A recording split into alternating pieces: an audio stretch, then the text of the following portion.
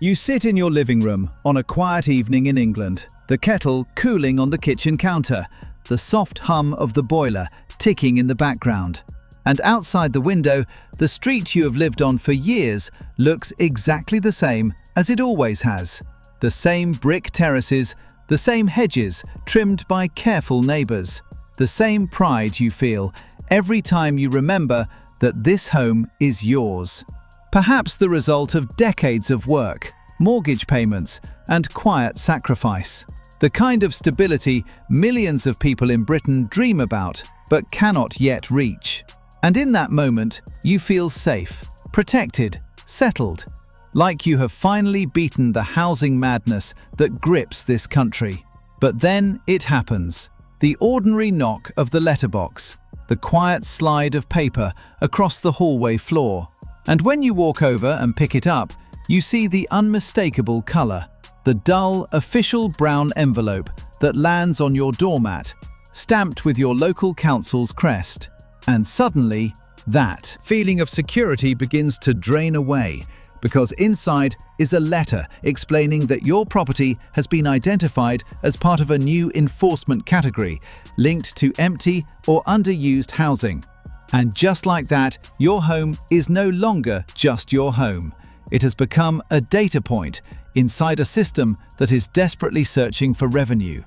And this is where the story really begins. Because England's housing crisis has triggered a quiet but rapidly expanding crackdown on properties that officials believe are sitting empty, underused, or not being occupied in the way councils think they should be.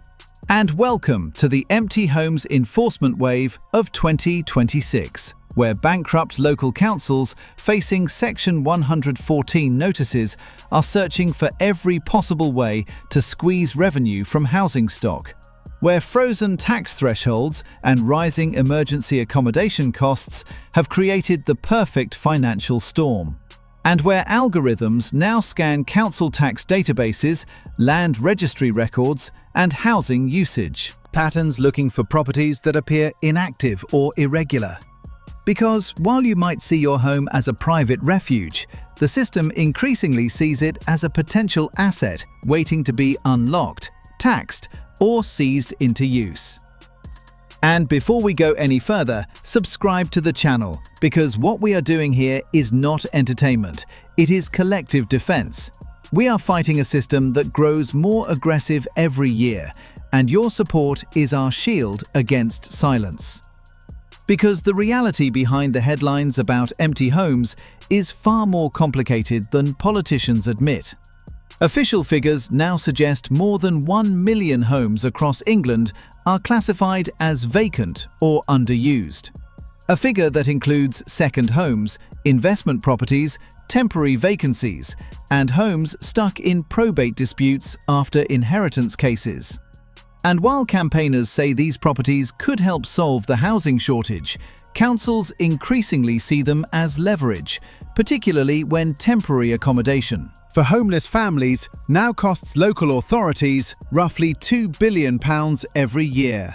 Money that struggling councils simply do not have. Which means they are turning to enforcement tools buried deep inside legislation such as the Local Government Finance Act 1992 and the Housing Act 2004. Powers that allow councils to impose massive council tax premiums on empty homes, investigate occupancy, and in some cases, even take over management of properties that remain unused for extended periods. And if you think this only applies to abandoned houses or derelict buildings, think again.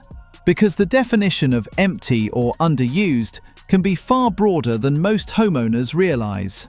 And that is where the trap begins to close. Because the next question is simple. How exactly do councils decide which homes to target next?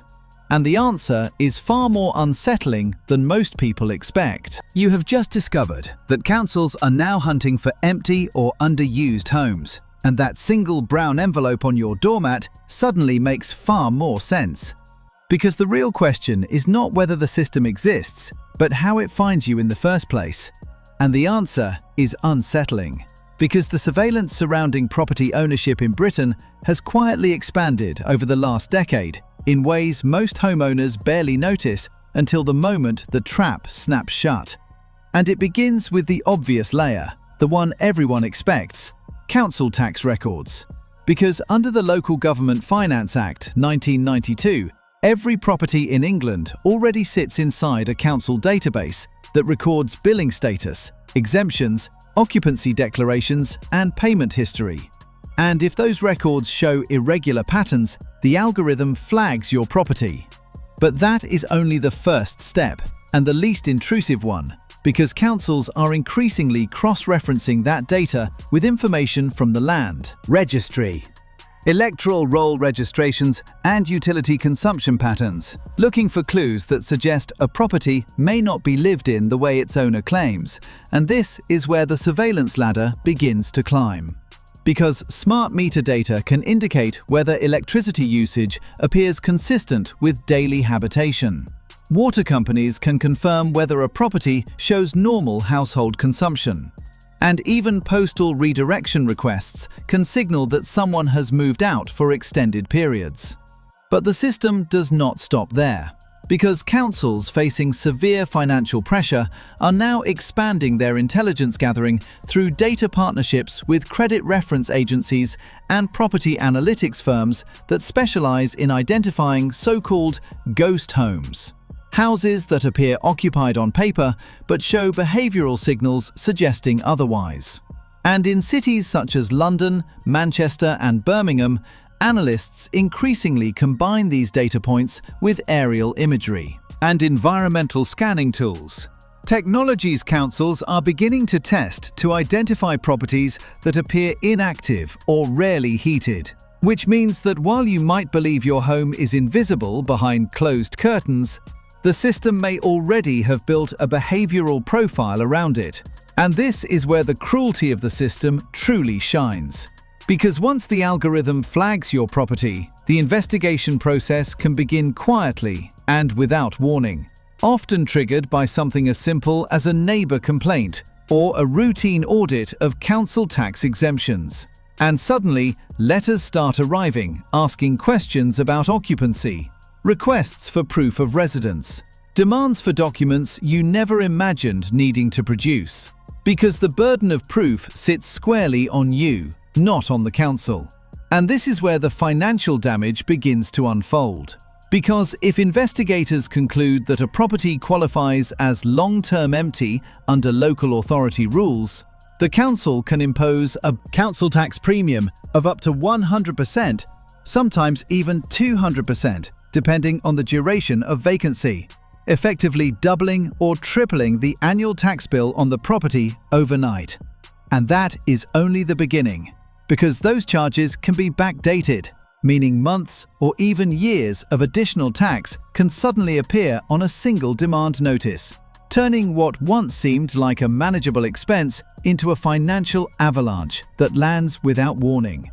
And to understand how devastating this can become, consider the case of a retired widow in the Midlands, whose inherited family home remained empty while probate disputes dragged through the courts. A perfectly ordinary situation faced by thousands of families every year. But when the local authority reviewed the property records, it concluded that the house qualified as a long-term empty dwelling and issued a council tax premium that raised the annual bill from roughly £1,900 to nearly £5,700, then backdated the charge by 2 years, creating an immediate demand for more than £11,000. A bill that arrived in one letter, payable within weeks. And when the homeowner attempted to challenge the decision, she discovered another brutal detail of the system. Appeals can take months to process, while enforcement action continues in the background, meaning missed payments can trigger recovery proceedings, court summons, and enforcement agent involvement before the dispute is even resolved. And suddenly, a quiet inheritance problem becomes a full financial crisis. And if you think this situation is rare, think again, because councils across England are under immense pressure to generate revenue, while simultaneously paying record sums to house families in temporary accommodation. with government data showing around 325,000 people currently living in temporary housing, including more than 117,000 children.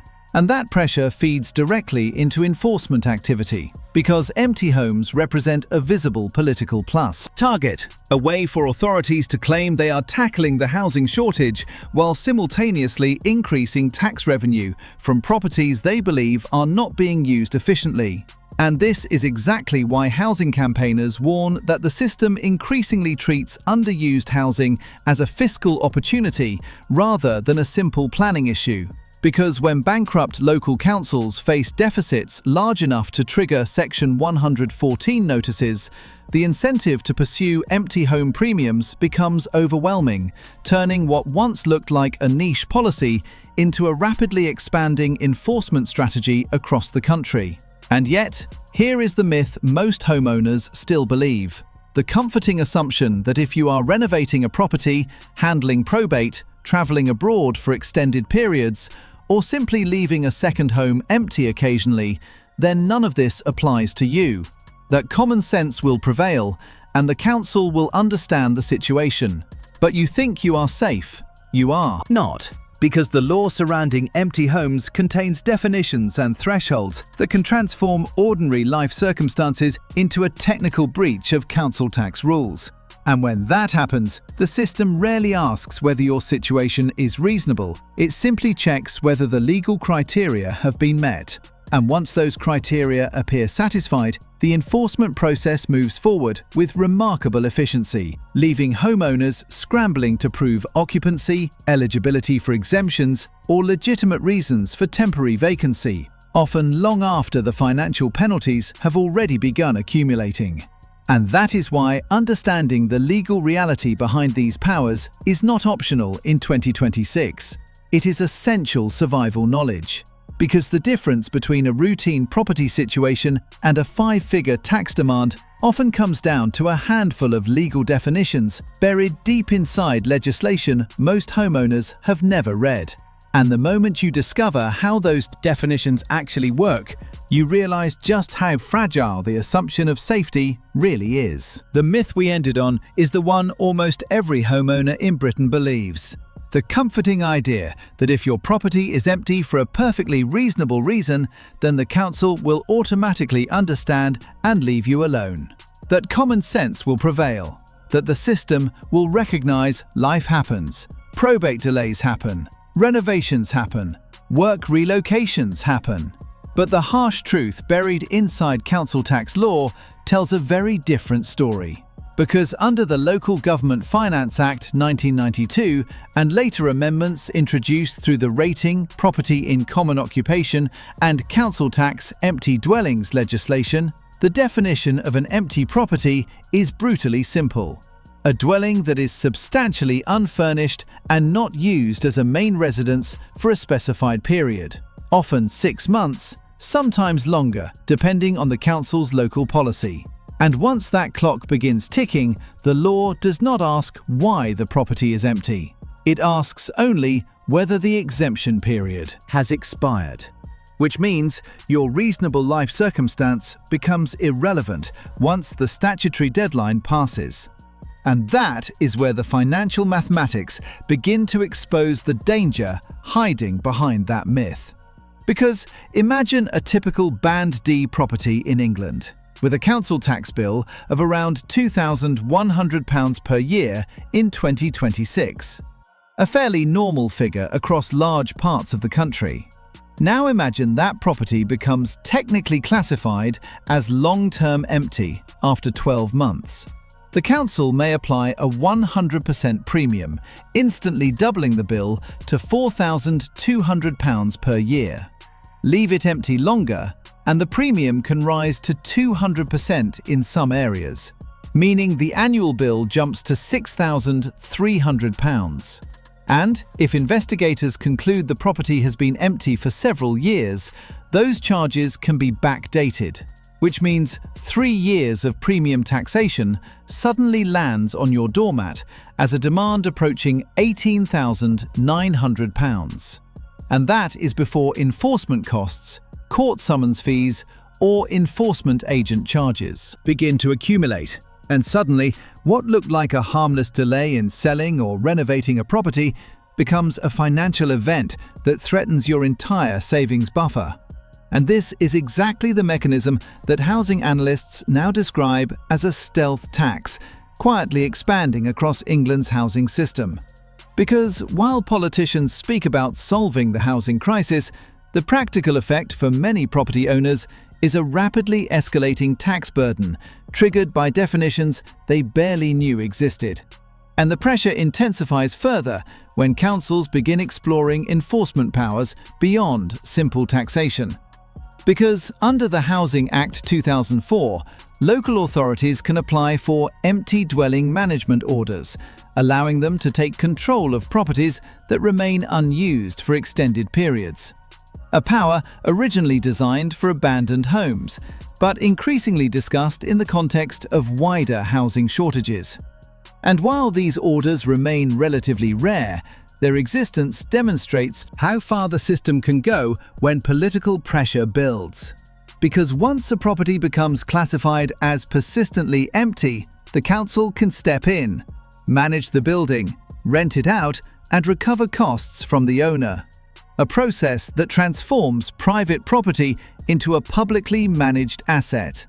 And although the legal threshold is high, the mere possibility illustrates the depth of authority already written into the law. And when you combine that authority with the fiscal desperation facing many councils in 2026, the incentives become obvious. Because temporary accommodation costs continue to rise. Thousands of families remain stuck in hotel rooms funded by local authorities. And each empty property becomes another symbol of a housing system under extreme strain. And this is why the rhetoric surrounding empty homes has shifted from policy debate to moral accusation, where property owners are increasingly portrayed as hoarding housing, while families wait for somewhere to live. And that narrative creates the political momentum behind aggressive enforcement policies. Because once the public believes empty homes are part of the housing crisis, the appetite for punitive taxation grows rapidly. And yet, even within this environment, the law still has boundaries, clear lines written into legislation that councils cannot cross. And those boundaries create the turning point in this story. Because despite the surveillance, despite the enforcement letters, despite the escalating council tax premiums, you do not have to be a victim of this system. Stop for a moment, take a breath, because the law is far more precise than the letters councils send through your door. And if you understand those legal boundaries, you gain leverage the system hopes you never discover. Which brings us to the first and most powerful strategy in what I call your empty property survival guide for 2026. A legal defense mechanism hidden in plain sight inside council tax law.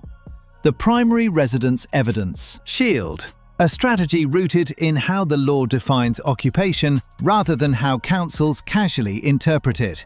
Because the legislation focuses on whether a property is used as someone's main residence, not whether it appears constantly occupied every day of the year.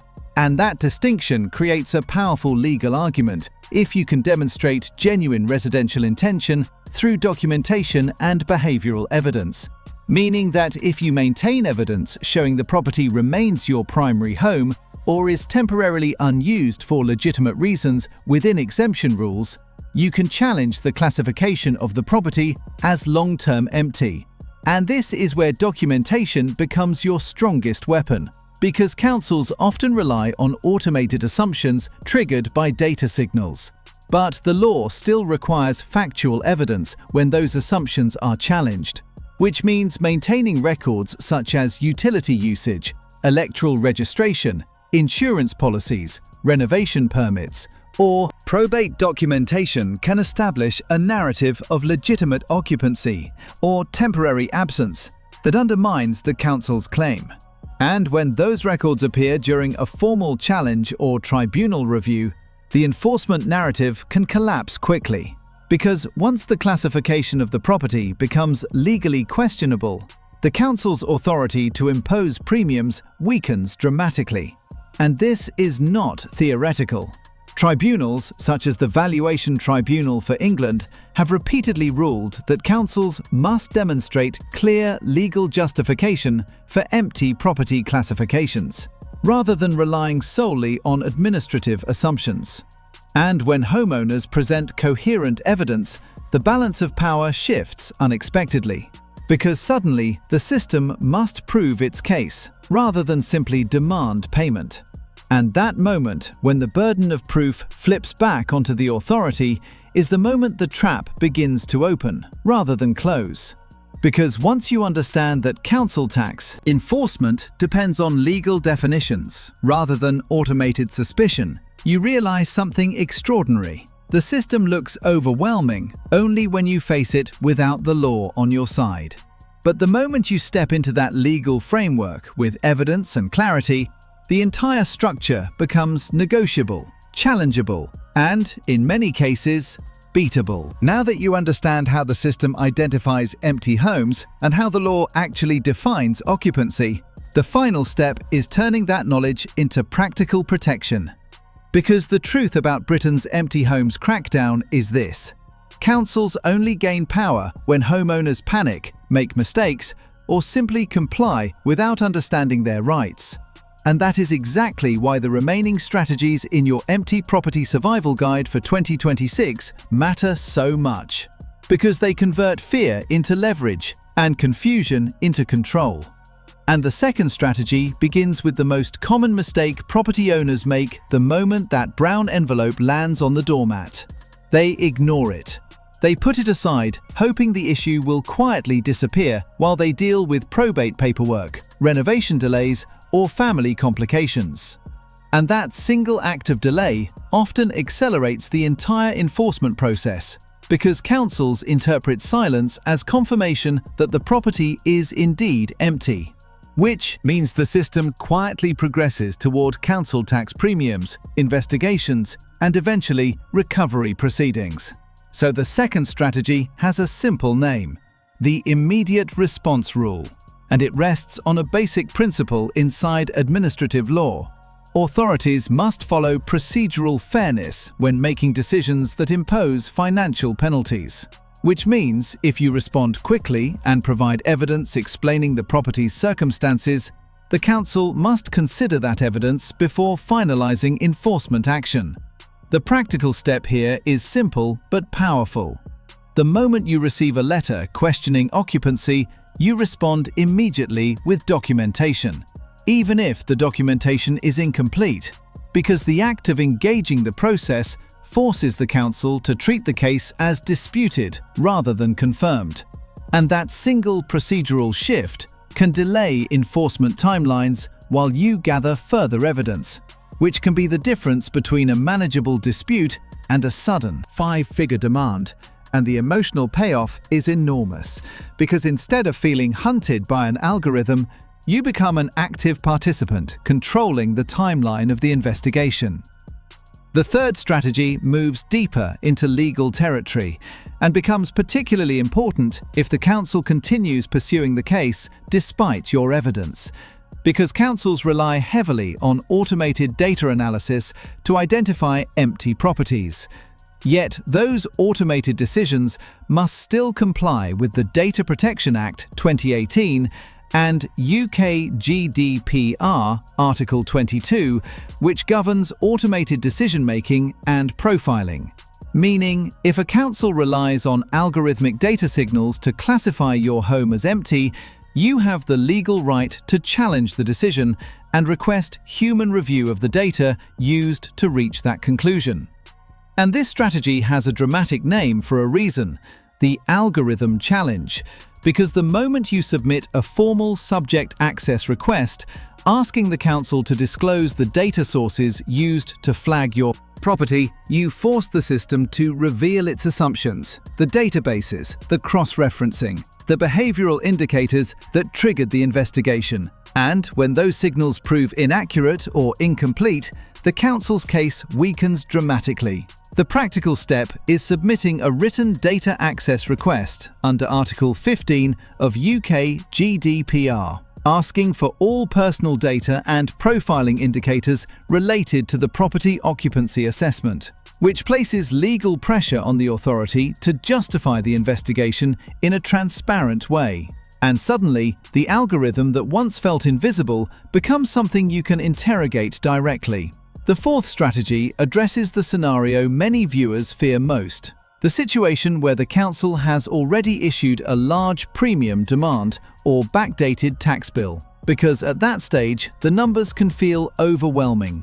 But the law still provides mechanisms to challenge those charges through the Valuation Tribunal for England, a process that allows property owners to dispute council tax classifications and penalties. And tribunals regularly examine whether councils correctly applied exemption rules, properly investigated occupancy status, and followed legal procedures before imposing premiums. Meaning a well-prepared appeal supported by evidence can overturn or reduce charges even after enforcement letters have been issued. The practical step here involves submitting a formal appeal within the tribunal's deadlines, while continuing to gather documentation proving the property's usage. And although the process can feel intimidating, it remains one of the most powerful tools homeowners possess, because it transfers the dispute from administrative enforcement into an independent legal forum, where councils must defend their decisions under scrutiny. And the emotional payoff arrives when the narrative changes from you begging for mercy to the council explaining itself before a tribunal judge. And finally, we arrive at the fifth strategy: the last resort option for properties genuinely left empty for extended periods due to complicated circumstances such as inheritance disputes or major structural renovations. And this strategy focuses on reclaiming control before enforcement escalates further: the temporary occupation reset. Because under many council policies, certain forms of temporary occupation or legitimate refurbishment activity can reset the clock on empty property classifications, meaning documented renovation work, short-term lawful occupation, or approved structural improvements can move the property back into a different council tax category. The practical step involves notifying the council in advance of refurbishment or temporary occupancy plans, and maintaining clear records of activity within the property, which demonstrates ongoing use rather than abandonment. And this approach often transforms the council's perspective, because a property showing signs of active management rarely fits the narrative of a long-term empty dwelling. And once you understand these strategies, the entire empty homes crackdown begins to look very different, because the threat itself reveals a deeper injustice inside the housing system. The state increasingly treats ordinary homeowners as financial resources to solve a crisis they did not create. Councils face billions in temporary accommodation costs. Frozen thresholds squeeze household finances across the country. And bankrupt local councils search for revenue anywhere they can find it. Yet the burden of that desperation often lands on individuals managing complex life events like inheritance, relocation, or renovation. And that imbalance is exactly why knowledge matters so much in 2026.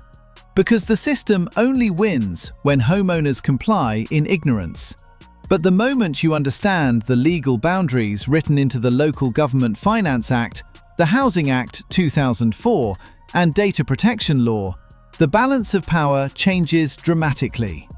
Which means your final instruction is simple and practical.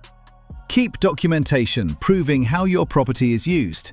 Respond immediately to any council inquiry.